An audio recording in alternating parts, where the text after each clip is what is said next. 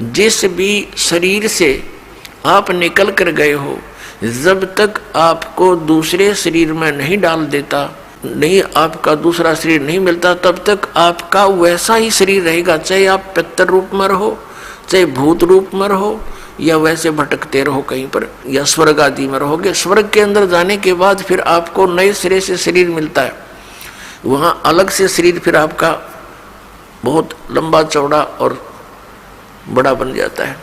तो कहने का भाव यह है कि रहेगा आकार मनुष्य का ही।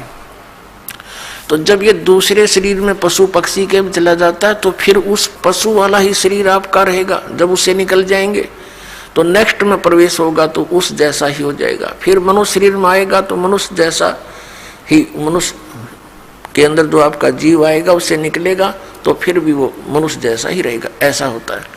तो इसको ये बहुत थोड़े ही स्थान पर लाखों की संख्या में बैठ सकते हैं।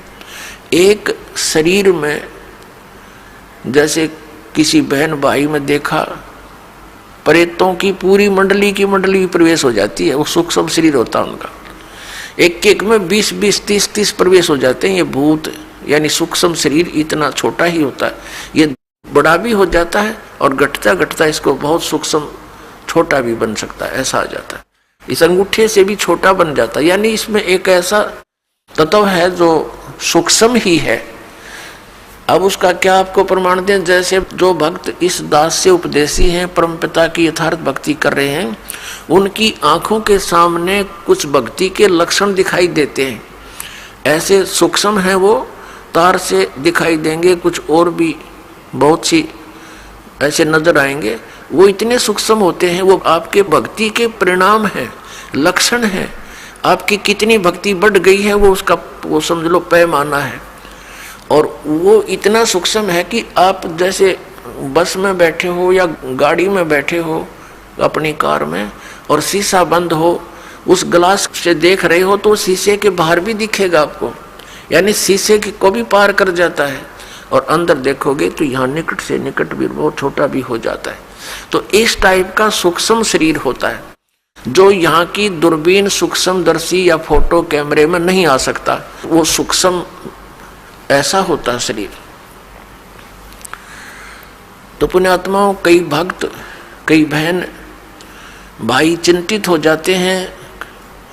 दास बहुत बार समझाने की चेष्टा करता है, ध्यान रखा करो, एक दूसरे को बता भी दिया करो। अगर कोई इस शंका में हो कि मेरी आंखों के सामने पता नहीं क्या दिखता है, डॉक्टर के पास गया, डॉक्टर कहने लगा ऑपरेशन करवा ले, और डॉक्टरों के पास क्या है, ऑपरेशन करवा ले, वह धुंधला दिखे, धुंधला नहीं दिखता। वो हम देखेंगे ऐसे जैसे कोई मच्छर सा घूम रहा है, कोई मक्खी घूम रही है, ऐसे काले काले से कुछ और तरह के भी।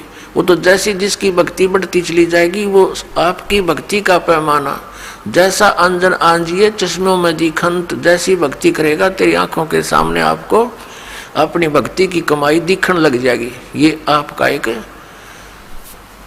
वो होगा, भक्ति का पैमाना होगा। आपका बैंक बैलेंस समझ लो आप देख रहे हो सामने, तो वो घबरा जाते हैं, हमारे पास भी प्रार्थना करते हैं, जी ऐसा पता नहीं आंखों में क्या हो गया, मुझे तो चिंता बनी हुई है। ऐसे देखते हैं पता नहीं क्या दिखाई देता है, सोचते हैं ना देखूं फिर भी दिख जाता है। फिर उनको समझाते हैं कि ये आपकी भक्ति की कमाई दिखाई दे रही है, ये नहीं है तो आपका माइनस आपकी भक्ति, फिर भक्ति चली नहीं आपकी। इससे आपकी भक्ति संग्रह होगा, वो धन वो दिखाई दे रहा है आपको, बाहर है वो अंदर दिखता है, उसका रिफ्लेक्शन बाहर आपको, तो संतुष्ट होते हैं। तो पुण्यात्माओं, ये वो भक्ति है कि आपको आपके समक्ष दिखाई दे रही होती है, तो घबराना नहीं होता।